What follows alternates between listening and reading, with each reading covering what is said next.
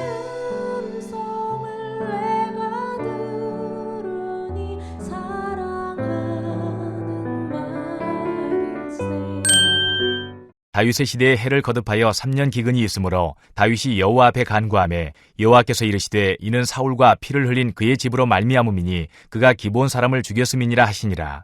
기브온 사람은 이스라엘 족속이 아니요 그들은 아모리 사람 중에서 남은 자라. 이스라엘 족속들이 전에 그들에게 맹세하였거늘 사울이 이스라엘과 유다 족속을 위하여 열심히 있으므로 그들을 죽이고자 하였더라. 이에 왕이 기브온 사람을 불러 그들에게 물으니라. 다윗이 그들에게 묻되 내가 너희를 위하여 어떻게 하랴? 내가 어떻게 속죄하여야 너희가 여호와의 기업을 위하여 복을 빌겠느냐 하니 기브온 사람이 그에게 대답하되 사울과 그의 집과 우리 사이의 문제는 은금에 있지 아니하오며 이스라엘 가운데에서 사람을 죽이는 문제도 우리에게 있지 아니하니이다 하니라. 왕이 이르되 너희가 말하는 대로 시행하리라. 그들이 왕께 아뢰되 우리를 학살하였고 또 우리를 멸하여 이스라엘 영토 내에 머물지 못하게 하려고 모해한 사람의 자손 7사람을 우리에게 내주소서. 여호와께서 택하신 사울의 고을 기브아에서 우리가 그들을 여호와 앞에서 목매어 달겠나이다 하니 왕이 이르되 내가 내주리라 하니라. 그러나 다윗과 사울의 아들 요나단 사이에 서로 여호와를 두고 맹세한 것이 있으므로 왕이 사울의 손자 요나단의 아들 무비보셋은 아끼고 왕이 이에 아야의 딸 리스바에게서 난 자 곧 사울의 두 아들 알모니와 무비보셋과 사울의 딸 메랍에게서 난 자 곧 무올라 사람 바르실레의 아들 아드리엘의 5 아들을 붙잡아 그들을 기브온 사람의 손에 넘기니 기브온 사람이 그들을 산 위에서 여호와 앞에 목매어 달매 그들 7사람이 동시에 죽으니 죽은 때는 곡식 빼는 첫날 곧 보리를 베기 시작하는 때더라. 아야의 딸 리스바가 굵은 배를 가져다가 자기를 위하여 바위 위에 펴고 곡식 빼기 시작할 때부터 하늘에서 비가 시체에 쏟아지기까지 그 시체에 낮에는 공중의 새가 앉지 못하게 하고 밤에는 들짐승이 범하지 못하게 한지라. 이에 아야의 딸 사울의 첩 리스바가 행한 일이 다윗에게 알려지매 다윗이 가서 사울의 뼈와 그의 아들 요나단의 뼈를 길르앗 야베스 사람에게서 가져가니 이는 전에 블레셋 사람들이 사울을 길보아에서 죽여 블레셋 사람들이 벳산 거리에 매단 것을 그들이 가만히 가져온 것이라. 다윗이 그곳에서 사울의 뼈와 그의 아들 요나단의 뼈를 가지고 올라오매 사람들이 그 달려 죽은 자들의 뼈를 거두어다가 사울과 그의 아들 요나단의 뼈와 함께 베냐민 땅 셀라에서 그의 아버지 기스의 묘에 장사하되 모두 왕의 명령을 따라 행하니라. 그 후에야 하나님이 그 땅을 위한 기도를 들으시니라.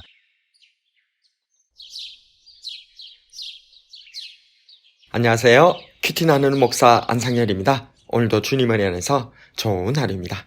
오늘은 3월하 21장 1절에서 14절을 통해서 잔혹한 심판, 빛나는 긍휼이라는 제목으로 은혜를 나누겠습니다. 다윗 왕의 시대에 3년 기근에 큰 재앙이 내렸습니다. 다윗 왕이 간구하자 하나님께서는 이 재앙의 원인이 사울 왕가가 기브온 사람들을 억울하게 죽였기 때문이라고 말씀해 주십니다. 기브온 족속은 원래 이스라엘 백성은 아니지만 여호수아 시대에 이스라엘과 언약을 맺어 이스라엘에 편입된 이방 족속입니다. 그들은 아주 멀리서 온 것처럼 꾸며서는 여호수아 장군과 족장들을 속여 동맹조약을 맺었습니다.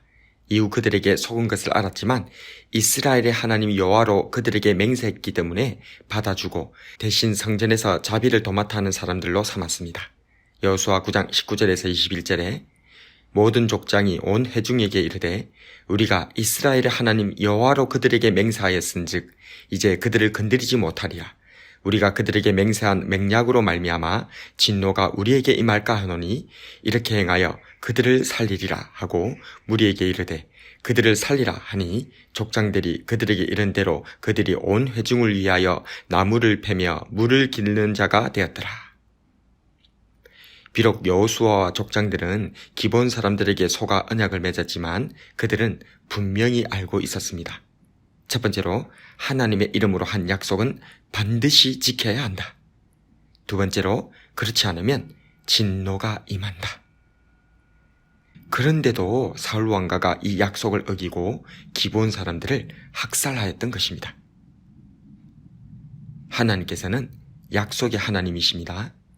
하나님께서는 우리에게 약속하시고 그 약속을 지키시는 분이십니다. 심지어 그 약속이 하나님의 아닌 우리 때문에 지켜지지 않을 때에도조차 모든 불이익을 뒤집어 쓰시고 끝까지 책임을 지시는 분이십니다. 십자가. 약속을 저버린 죄인들을 대신해 저주를 받아 죽으시고 부활하심으로 생명과 구원의 약속을 이루신 우리 하나님. 그렇습니다. 우리 하나님께서는 약속의 하나님이신 것입니다. 사울왕이 지키지 않은 맹세에 대해 다윗왕은 핑계하거나 변명하지 않았습니다. 자신의 잘못으로 인정하고 기본 사람들에게 용서와 해결책을 구했습니다. 3절에 내가 너희를 위하여 어떻게 하랴? 내가 어떻게 속죄하여야 너희가 여호와의 기업을 위하여 복을 빌겠느냐? 이에 기본 사람들은 맹세를 저버린 사울왕과 사람 중 7을 택하여 사울왕의 고을 기브아에서 여호와 앞에서 목매어 달겠다 합니다. 언약의 중요성을, 그 무거움을 뼈에 새기게 하는 것이었습니다. 이 잔혹한 심판 중에서도 긍휼은 빛을 발합니다. 다윗왕은 하나님 나라의 왕으로서 긍휼을 베풀어주고 있습니다.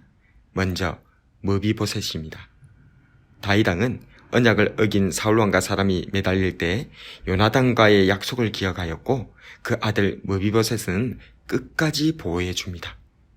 또 하나는 사울의 첩 리스바입니다. 그녀는 메어 달린 2 아들과 7의 시신을 밤낮을 가리지 않고 짐승들에게서 지켜내었습니다. 이에 다윗왕은 찾아가 사울왕과 요나단의 뼈와 그 달려 죽은 자들의 뼈를 모아 사울왕의 아버지 기스의 묘에 장사해 주었고 그 후에야 드디어 하나님께서 그 땅을 위한 기도를 들어주시게 되었습니다. 우리는 그리스도인으로서 약속을 엄중히 여겨야 할 것입니다. 말과 행동에서 신실해야 할 것입니다. 그러나 여기에 대해 꼭 기억해야 할 것은 긍휼이 심판을 이긴다는 것입니다. 야고보서 2장 12절에서 13절에 너희는 자유의 율법대로 심판받을 자처럼 말도 하고 행하기도 하라. 긍휼을 행하지 아니하는 자에게는 긍휼 없는 심판이 있으리라. 긍휼은 심판을 이기고 자랑하느니라. 하나님의 약속조차도 긍휼에 대한 약속이기 때문인 것입니다. 오늘은 약속과 긍휼에 대해서 묵상해 보았습니다. 하나님의 약속은 엄중합니다. 하나님께서는 반드시 약속을 지키시는 분이시기에 우리도 약속을 지켜야 합니다. 그러나 이 약속이 무엇 때문에 한 약속인지를 기억해야 합니다. 우리를 구원하시기 위해, 우리를 사랑하시기 때문에 하나님께서는 약속하십니다. 때문에 약속에 긍휼이 없다면 그것은 잔인한 심판에 불과합니다. 그러나 긍휼과 사랑이 있다면 심판 중에서도 하나님의 은혜를 맛보게 될 것입니다. 약속에 신실하되 약속에 긍휼을 담는 저와 여러분이 되길 주님의 이름으로 축복합니다.